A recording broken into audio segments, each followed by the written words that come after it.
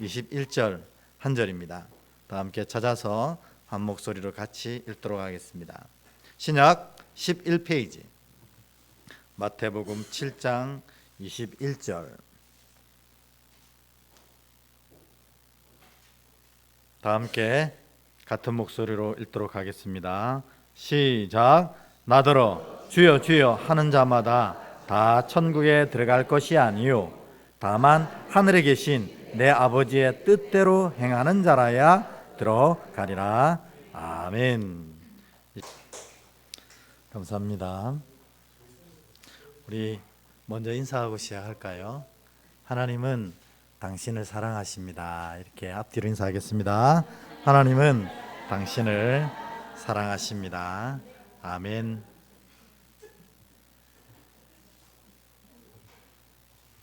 네. 오늘 지난주와 이어서 구원의 여정에 대해서 함께 나누는 시간을 갖겠습니다. 우리가 다 잘 알고 있지만 실제로 잘 아는가? 여러분 스스로를 의심하면서 오늘 얘기를 잘 유념하여 들으시고 혹시 부족하고 주님 말씀이 합당치 않은 것들이 있거든 빨리 바꾸셔서 하나님의 놀라운 은혜, 이 복된 천국을 매일매일 누리시는 여러분 되었으면 좋겠습니다. 우리 예수님이 이 땅에 궁극적으로 오신 목적이 뭐냐? 여러분, 궁극적으로 예수님이 이 땅에 오신 목적은 우리에게 천국을 허락하시려고 이 땅에 오셨다, 이렇게 선언하셨습니다. 그게 예수님의 제일 첫 번째 선언이고 우리가 지난주에 배웠던 거 아닙니까? 이때부터 예수께서 비로소 전파하여 이르시되 회개하라 천국이 가까이 왔느니라, 이렇게 하셨습니다. 그래서 예수님은 우리 모든 예수의 제자들, 하나님의 자녀들이 다 이 천국을 누리고 이 천국에 입성하기를 바라시는 것입니다. 그러므로 우리 신앙이 이 천국에 들어가지 못한다면 이거보다 억울한 게 어디 있어요? 주님이 우리를 천국으로 들이시려고 보좌도 버리시고 십자가의 그 모진 고통을 다 감당하시면서 죽음, 생명까지 버리시고 그렇게 하셨는데, 또 우리는 그분을 주로 부르면서 이렇게 매 주일마다 하나님 앞에 나와 예배하는데 우리가 결국에 천국을 누리지 못하고 천국에 입성하지 못한다면 그보다 안타까운 게 어디 있습니까? 차라리 그럴 바에야 내 마음대로 세상 속에서 마음껏 즐기며 살다가 지옥 가버리지 뭐. 또 우리가 이제 이 천국에 관한 얘기가 다 끝나고 나면 믿지 않는 자들이 어떻게 진행되어지는지 더 배웁니다. 성경에 다 기록되어 있습니다.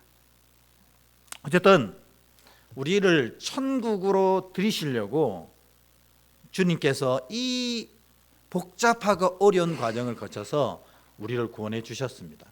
그러므로 우리가 신앙을 하는데 가장 궁극적인 목적은 뭐냐? 천국에 입성하는 겁니다. 그게 없다면 이거보다 안타까운 일은 없어요. 그리고 이 천국에 입성하기 합당한 믿음을 가져야 합니다. 여러분, 내가 생각하는 믿음, 내가 알고 있는 믿음, 이것은 아무 의미가 없어요. 천국에 들어가기에 합당한 믿음이 돼야 된다는 거죠. 그러면 천국에 들어가기에 합당한 믿음이 뭐냐? 예수께서 분명히 밝히신 거예요. 그러니까 우리가 다른 신학적인 고백과 유명한 이 목사님들의 얘기와 이거 다 의미 없습니다, 여러분. 예수께서 뭐라고 하셨는지 구원에 대해서 그게 제일 중요하다는 거예요. 또 사람의 얘기들 가운데는 틀린 것들이 너무나 많습니다. 그래서 우리는 이 구원의 여정을 통해서 예수님이 직접 뭐라고 하셨는지 육성만 이렇게 담아서 쫓아가 보려고 하는 이유도 그런 인간의 오류를 다 제거해 보자는 거예요. 인간의 욕심, 인간의 자기 위로, 인간의 변명, 이런 것들 다 제거하고 정말 예수님이 진짜로 말씀하신 게 뭔가. 지난주 첫 번째는 천국은 바실레이아다 이렇게 얘기했습니다. 한마디로 바실레이아. 천국은 바실레이아인데 그 바실레이아가 뭐냐면 하나님의 다스리심을 받는 곳이 바로 바실레이아예요. 그러니까 우리 모두가 천국에 들어가기를 바라시는데 예수님이 선포하신 이 하나님 나라는 바로 하나님의 다스리심을 받는 곳이 바로 하나님 나라다 이렇게 말씀하시는 거예요. 그래서 우리가 천국 들어가는 가장 중요한 조건은 뭐냐? 하나님의 다스리심을 받는 것. 그러면 내가 진짜로 나중에 오늘 배웁니다. 나중에 들어갈 천국에 들어가지 않아도 이미 내가 살아가는 그 자리에서 천국을 경험하며 누리며 살아가게 되는 겁니다. 그리고 결국 여기서 천국을 경험하고 누리고 살아가는 사람만이 그 나라에 갈 수가 있는 것입니다. 그게 뭐냐? 바실레이아, 주님이 선포하신 이 천국, 이것은 하나님의 다스리심을 받는 곳, 하나님의 다스리심을 받는 마음이라는 겁니다. 그러니까 여러분 안에 내가 예수를 믿노라 하면서도 하나님의 다스리심을 받지 못하고 있는 부분이 있다면 그걸 뭐라고 부르냐면 죄라고 부르는 거예요. 그래서 천국 가기 전에 주님이 뭐 하라고 하셨어요? 회개하라 하신 것은 이 죄를 바꿔가라는 거예요. 하나님의 다스리심을 받지 못하는 부분을 바꿔갈 때 천국을 여기서도 누리게 되고 여기서 누린 자들이 그곳에 아름다운 입성을 하게 된다. 주님이 이렇게 얘기하신 겁니다. 그러므로 여러분, 우리 지난 첫 주에는 그런 말씀 드렸어요. 우리가 하나님의 다스리심을 받지 못하는 말은 없는지, 말 한마디를 하는데 주님 다스리심 받지 못하는 말을 막 뱉을 때가 많다는 겁니다. 왜 말을 먼저 얘기하느냐? 이 속에 있는 것이 결국 어디로 나옵니까? 처음에 입으로 나오는 거거든요. 그러니까 여러분들이 내가 정말 하나님의 다스리심을 잘 받고 있는지 없는지 고민해 보려면, 확인해 보려면 내 언어가 어떻게 되어져 가고 있는지를 살피면 돼요. 하나님의 다스리심을 받는 언어인지 그렇지 못한지. 하나님의 다스리심을 받는 언어는 뭡니까? 여러분 깊이 생각해 보십시오. 하나님이 기도가 되어도 될 만한큼 얘기하라고 하셨어요. 그러니까 무슨 말이냐면 내 귀에 들리는 대로 내가 다 응답하겠다고 하셨는데 내가 하는 얘기가 다 이루어져도 될 만큼 그렇게 얘기하라는 거예요. 근데 내가 했던 얘기가 그대로 이루어진다면 끔찍하다면 그건 하나님의 다스리심을 받지 못하고 있다는 겁니다. 내 마음이 그리고 결국 내 삶이 다스리심을 받지 못한다면 빨리 회개해야 되는 겁니다. 그게 지난주 얘기였습니다. 그래서 천국 입성 조건 굳이 이렇게 얘기해 보자면 다스리심을 받아야 된다. 이겁니다. 교회 나오는 거 아닙니다, 여러분. 교회 나왔어요. 나 30년 동안 이 교회 저기 있었어요. 그게 천국에 입성하는 조건이 아니라는 걸 기억해야 됩니다. 하나님의 다스리심을 받는 순간 십자가에 달려있던 강도도 구원받게 되는 거거든요. 그리고 주님 뭐라고 하셨어요? 오늘 읽겠습니다만 너가 나와 함께 오늘 낙원에 있으리라 이렇게 선언하시잖아요. 다스리심 받으면 어떻게 됩니까? 표가 납니다.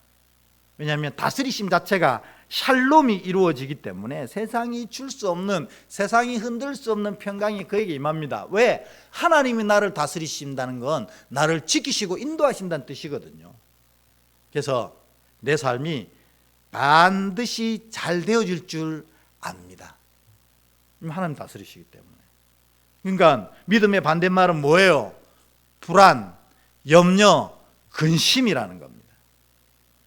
왜냐하면 내가 진짜로 하나님 다스리심을 받으면 하나님이 내 삶을 아름답게 이끌어갈 줄 알거든요.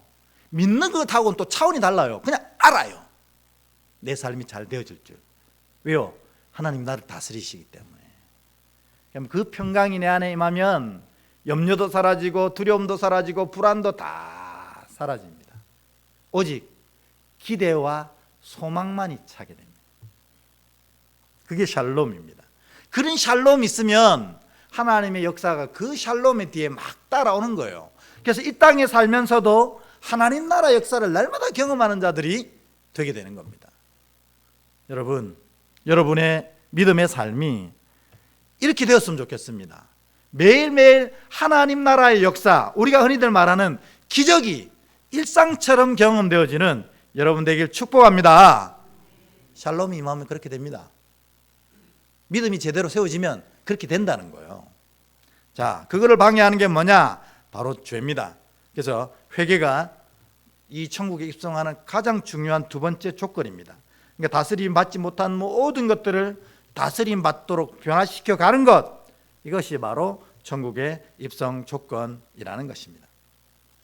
결국 따지고 보면 하나님의 다스리심을 받는 마음이 돼야 결국 하나님 그곳에 아름답게 가게 된다는 겁니다. 그 말씀이 누가복음 17장 20절에서 21절에 정확하게 표현되어 있습니다. 천국에는 천국 입성의 가장 중요한 것은 마음이다. 우리 20절 21절 같이 한번 읽어보겠습니다. 시작. 바리새인들이 하나님의 나라가 어느 때에 임하나이까 묻거늘 예수께 대답하여 이르시되 하나님 나라는 볼 수 있게 임하는 것이 아니요 또 여기 있다 저기 있다고도 못하리니 하나님 나라는 너희 안에 있느니라. 아멘. 예수님이 하나님 나라가 어디 있다, 물론 이제 설명되어지겠지만 우리가 가야 될 하나님 나라가 있어요. 두 군데가 있어요. 그러나 이 가야 될 하나님 나라가 우리에게 임하기 전에 완성되어져야 될 하나님 나라는 어디냐면 이 마음의 나라, 이것이 하나님의 다스리심을 받을 때 하나님 나라가 이미 완성되는 거예요. 그럼 반대로 얘기하면 마음이 하나님 나라가 되지 못한다면 우리가 가야 될 그곳에 입성하지 못하게 된다는 겁니다. 다스리심을 온전히 받는 마음, 이것이 바로 하나님 나라의 가장 중요한 조건입니다. 그러면 마음만 가지면 됩니까? 마음뿐입니까? 아닙니다. 천국에 장소도 있습니다. 우리가 가야 돼요. 그 장소가 뭐냐면 첫 번째로는 하늘이다. 지난번에 배웠잖아요. 우리 사람은 생명입니다.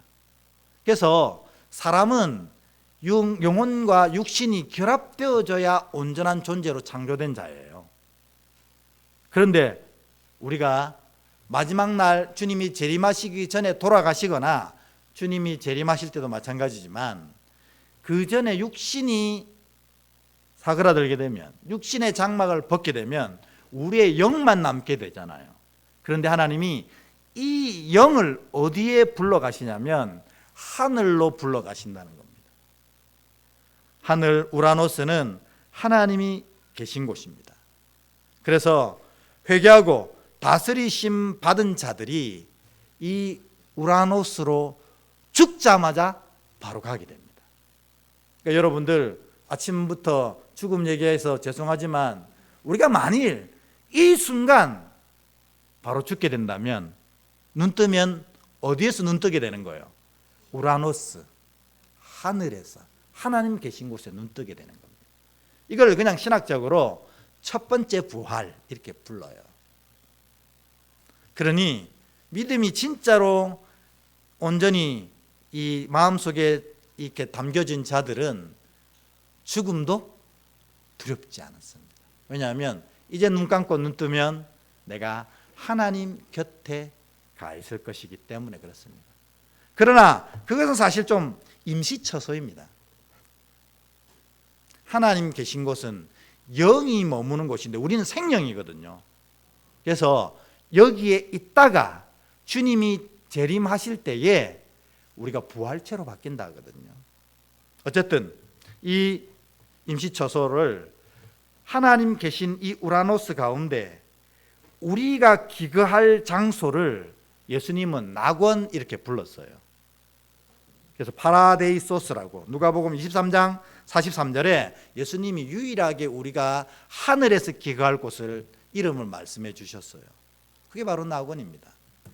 누가복음 23장 43절 같이 읽어볼까요? 시작. 예수께서 이르시되 내가 진실로 내게 이르노니 오늘 내가 나와 함께 낙원에 있으리라 하시니라. 아멘.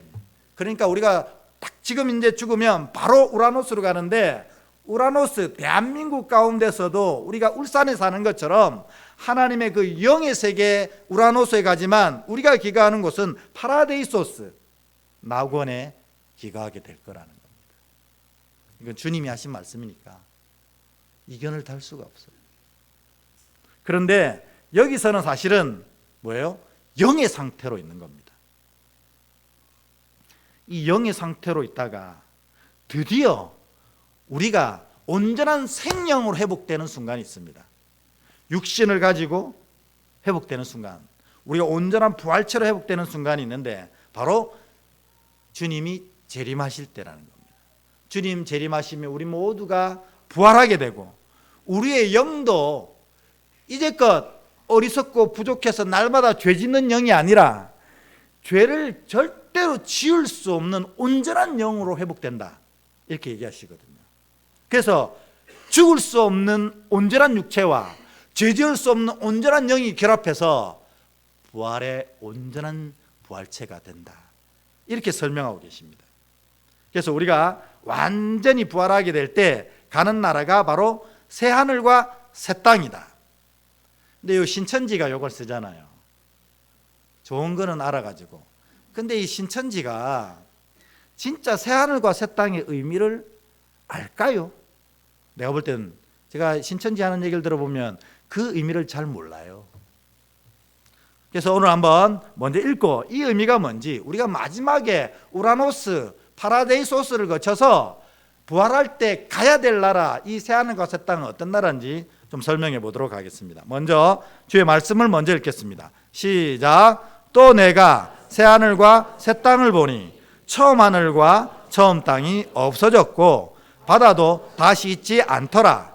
또 내가 보매 거룩한 성 새 예루살렘이 하느님께로부터 하늘에서 내려오니 그 준비한 것이 신부가 남편을 위하여 단장한 것 같더라. 아멘. 오늘 이 새하늘과 새 땅, 우리가 가야 될 마지막 천국입니다. 근데 이 새하늘과 새 땅이 뭐지? 우리가 이제 이 헬라어를 자꾸 살펴보는 이유는 이 하나님이 헬라어를 성경 문자로 쓰신 이유가 있어요. 왜냐하면 한글로 표현하기 너무 어려운 것들이 헬라어나 히브리어로는 쉽게 표현되거든요. 그래서 오늘 이 새하늘과 새 땅이 뭐라고 되냐면 우라논, 카이론, 카이, 겐, 카이렌 이렇게 되어 있습니다. 우라논이 바로 하늘, 하나님이 계신 곳, 그것을 뜻합니다. 그러니까 나중에 새하늘과 새 땅이 임할 때 그곳에 우라노스가 되니까 그곳에 누가 함께 계신다는 거예요? 그곳에는 하나님도 함께 계신다는 겁니다. 여러분, 이 장면은 예전에 우리가 경험했던 장면 아닙니까? 우리가 언제 하나님과 함께 살았어요?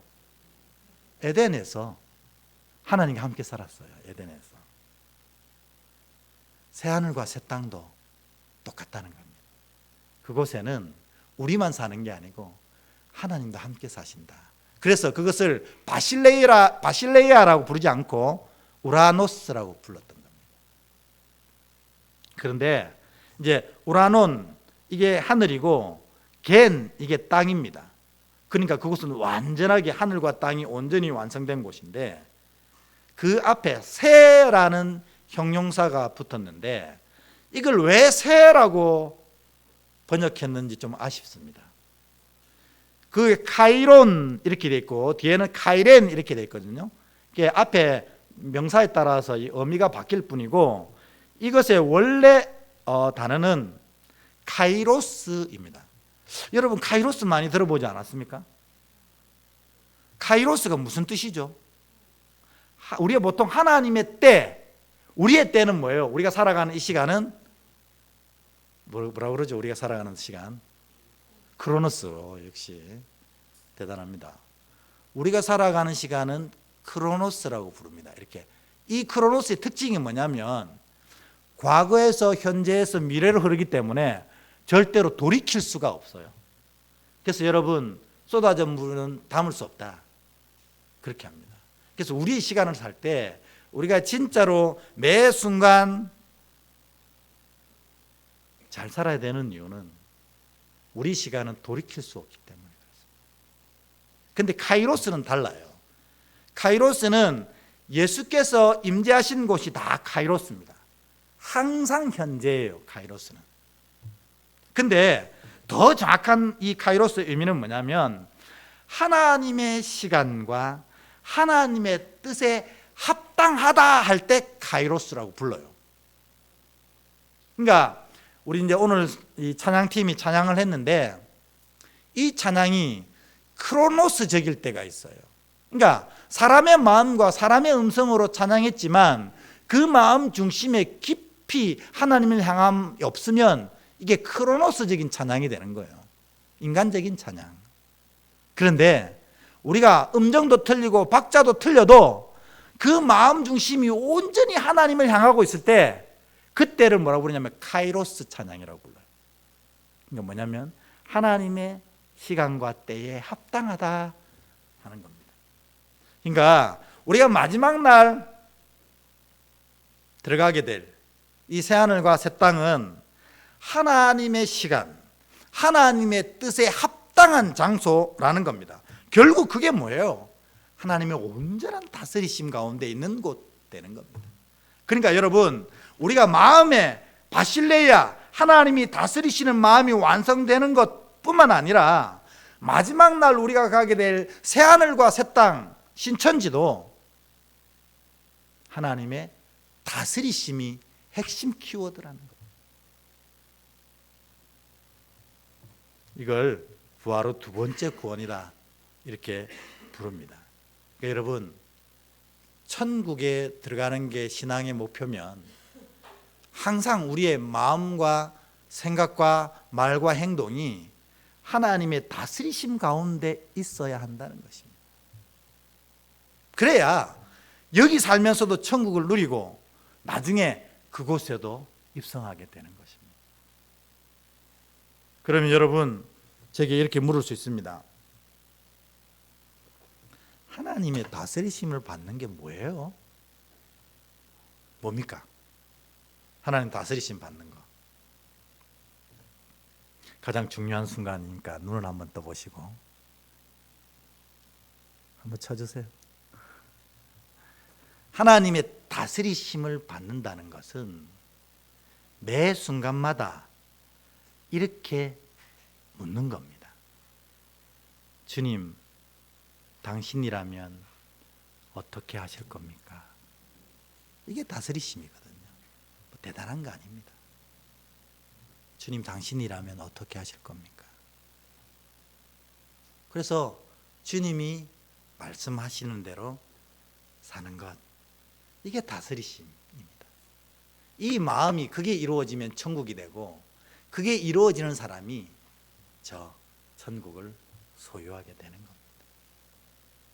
그러니까 여러분 날마다 물으십시오.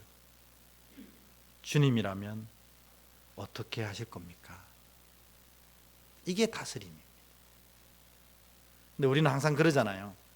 먼저 하고 먼저 해버리고 뒷수습을 항상 주님께 부탁하는 겁니다. 그것도 믿음이지만 진짜 다스리심은 그거 아닙니다. 시작하기 전에 주님의 뜻이 무엇인지를 항상 물어야 합니다. 그게 진짜 다스림입니다. 근데 오늘은 믿음이란 무엇인가라는 제목을 달았습니다. 왜냐하면 신약 성경에 보면 이 예수님이 처음에는 다스리심이라고 표현하시다가 뒤에는 믿음이라고 표현하시거든요. 그래서 구원의 조건을 믿음으로 삼는 것은 옳습니다. 왜냐하면 주님이 얘기하셨기 때문에. 근데 먼저 이 믿음이 무엇인지에 대한 얘기를 주님이 분명히 얘기하신 게 있어요. 마태복음 7장 21절, 오늘 우리가 읽었던 본문입니다.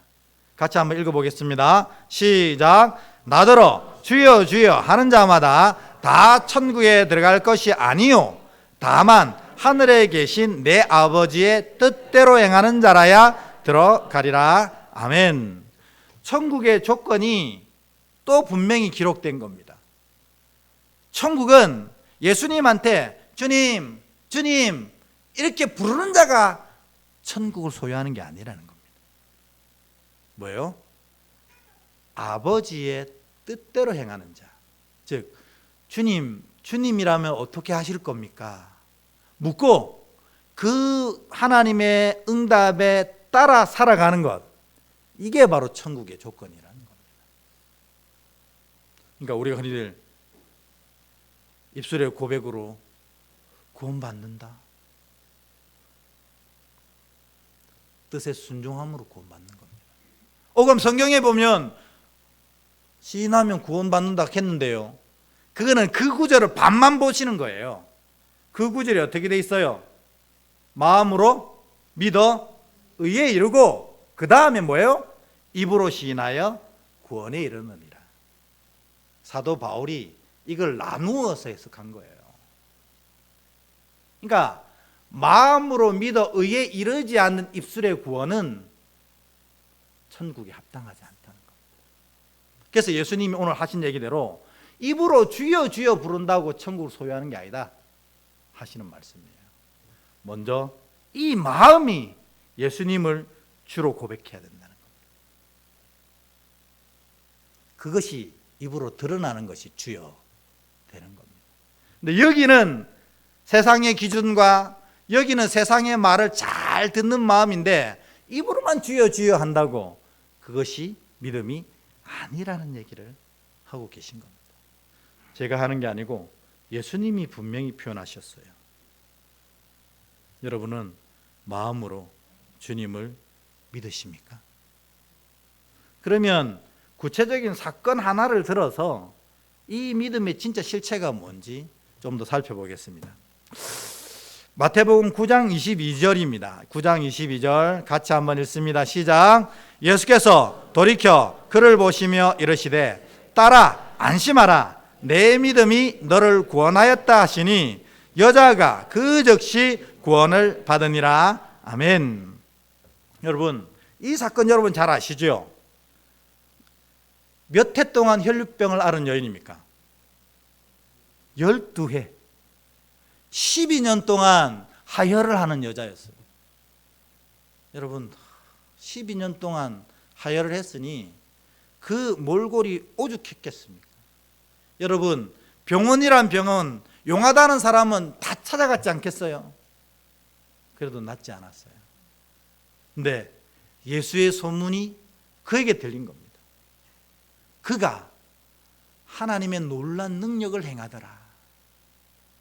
그래서 그 마음에 뭐라고 생각했냐면 내가 그의 옷자락이라도 만지면 나음받게 될 거라는 마음이 생긴 거예요.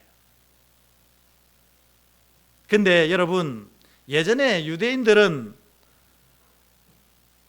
장애나 질병에 대한 해석을 어떻게 한 줄 아세요?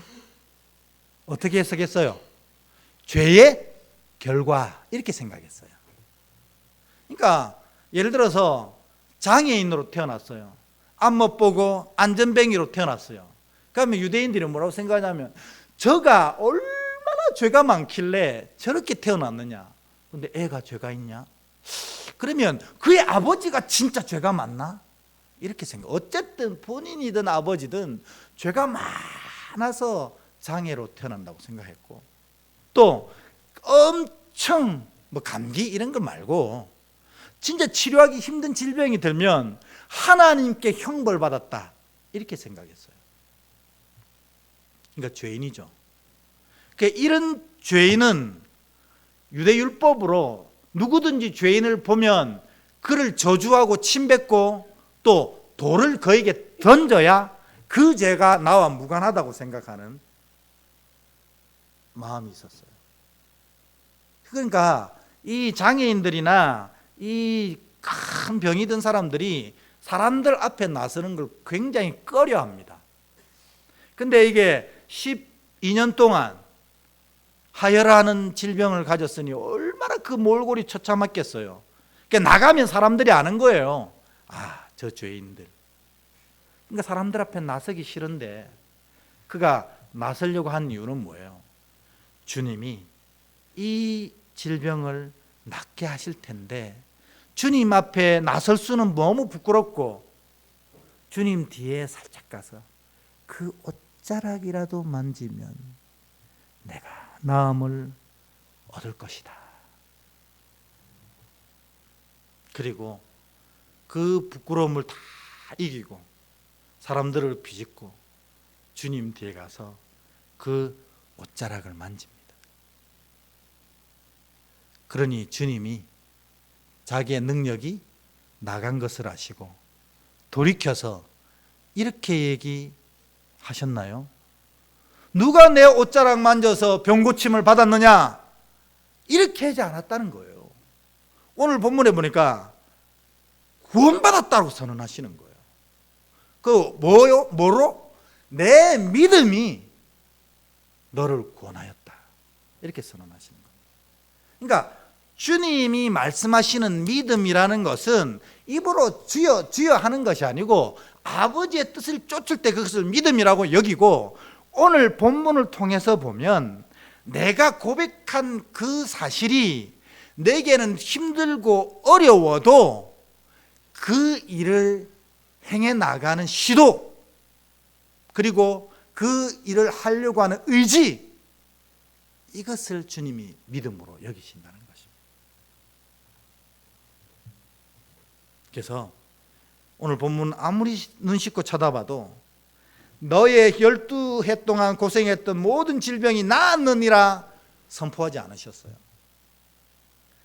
그 믿음을 보시고 주님의 옷자락이라도 만지면 내가 회복될 거라는 그 믿음을 가지고 시도한 것을 보고 주님이 믿음 이래 주시고, 믿음을 가지고 있으니 너는 구원받았다, 이렇게 얘기하신다는 겁니다. 여러분, 우리가 하나님의 말씀을 듣고 그 말씀을 지키는 게 다스리심이라고 했어요.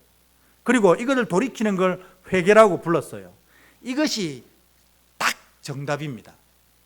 그런데 문제는 뭐예요? 우리가 하나님의 말씀 듣고도 온전히 행치 못하는 일들이 너무나 많다는 거 아닙니까? 이게 우리의 문제예요. 왜 그렇습니까? 우리는 아직 부활하지 못했기에 뭡니까? 죄인이잖아요. 그래서 저도 여러분들도 다 죄인입니다. 그래서 하나님의 말씀을 듣고 그 말씀이 옳음을 믿고 그 말씀을 지켜나가는 것이 다스리심 가운데 들어가는 것을 알지만 못할 때가 있다는 거예요. 근데 여러분, 오늘 예수님이 얘기하신 믿음은 뭐냐면 이거를 쫙 완성해서 멋지게 다스리신 가운데 들어가는 것, 이것도 좋지만 우리의 연약함을 너무 잘 아시는 주님께서 너희가 하나님의 말씀을 듣고 믿었을 때 이것을 시도하는 것만으로도 믿음으로 여기신다는 겁니다. 그러니까 여러분, 안 하는 것하고 못하는 것하고를 여러분이 명확하게 구별하셔야 된다는 겁니다. 안 하는 건 안 믿음입니다. 못하는 것은 믿음입니다. 해도 안 되는 것 주님 말씀 안 하신다는 거예요. 했는데 안 돼요, 주님. 왜? 우리가 다 연약한 죄인이라서. 그러나 정말 너가 그거를 믿고 시도했느냐, 이것을 보신다는 거예요. 오늘 예수님이 복음서 전체를 통해서 너의 믿음이 너를 구원하였다고 선언한 많은 사람들은 다 병 걸린 자들이었어요. 그런데 그들의 귀에 들린 소식이 뭐냐? 예수님 만나면, 예수님이 명하시면, 예수님의 옷자락이라도 만지면 우리가 다 나음을 받을 것이라는 고백을 하는 거예요. 왜? 그분이 진짜 하나님의 아들이라는 소식을 들었거든요. 그리고 그분에게 나아갑니다. 이 나아가는 것 여러분 절대 쉽지 않은 일이라고 여러분 말씀드렸죠. 돌 맞을 수도 있는 일이에요. 돌 맞았다고 해서 그 누구에도 하소연할 수 없어요. 율법적으로 옳은 일이기 때문에. 그런데 그 어려움을 뚫고 주님께 나아갑니다. 그리고 어떤 사람은 옷자락이라도 잡겠다는 마음으로 잡습니다. 어떤 사람은 주님이 내가 여기에 있는지 모를까 봐 소리를 지릅니다. 다윗의 자손 예수여, 나를 불쌍히 여겨주소서. 사람들이 보니까 병들린 자고 죄인이거든요. 그러니까 조용히 해! 소리칩니다. 그래도 더 높이 소리치며 다윗의 자손 예수여, 나를 구원하소서. 그 시도를 주님이 믿음으로 여기신다는 것. 여러분, 이 한 줄이 오늘 설교의 핵심입니다. 요 맨 마지막 줄 한 줄, 무슨 색인지 구별이 안 되네요, 그죠? 마지막 줄 한 절 화살표 뒤에 회개, 여기부터 같이 읽도록 하겠습니다. 시작. 회개는 변화이지만 믿음은 시도이다. 이걸 기억하셔야 돼요. 원래 주님이 바라신 것은 회개입니다. 완전한 다스림 속으로 들어오는 변화. 그러나 주님이 사람이 되고 보시니까 사람이 얼마나 연약한 줄 아신 거예요. 그래서 이 회개보다 사실은 믿음은 우리가 굳이 사람 꼭 이걸 등급을 따집니다만 회개보다는 더 아래의 단계입니다. 믿음은. 왜요? 못해도 된다는 겁니다. 안 해도 된다는 거 아니고요. 못해도 된다는 겁니다. 못해도 시도하면 그것을 주님은 뭐라고 여기신다고요? 믿음 여기시는 겁니다. 이 믿음이 구원받고 천국에 가는 조건이 된 겁니다. 그러니까 회개보다는 훨씬 더 아랫단계로 조건이 내려간 겁니다. 오늘 믿음이 무엇인가? 주님이 얘기하신 그대로 해석해 보면 이렇다는 겁니다. 여러분, 주님의 말씀은 끊임없이 우리에게 전해집니다. 그 말씀을 내가 듣고 믿을 때 믿음이 시작됩니다. 그리고 진정한 믿음은 이것을 순종해 행하려고 할 때 그것이 하나님 보시기에 믿음이 되는 겁니다. 안 하는 건 믿음이 아닙니다. 못 하는 게 믿음입니다. 했는데 안 되는 거. 왜냐하면 우리가 연약하기 때문에. 오늘 여러분 주님 앞에 진짜 믿음이 뭔지 분명히 고백하셔서 그 믿음대로 구원받아 천국에 이르는 여러분 되시길 주의 이름으로 축원합니다. 아멘. 우리 찬양하고 오늘 주신 말씀 놓고 기도하는 시간 갖겠습니다. 세상 흔들리고 사람들 변해도 나는 온전히 주를 섬기겠습니다. 안 섬기면 안 됩니다. 못 섬기는 건 용서하십니다. 하다가 안 되는 건 어쩔 수 없지만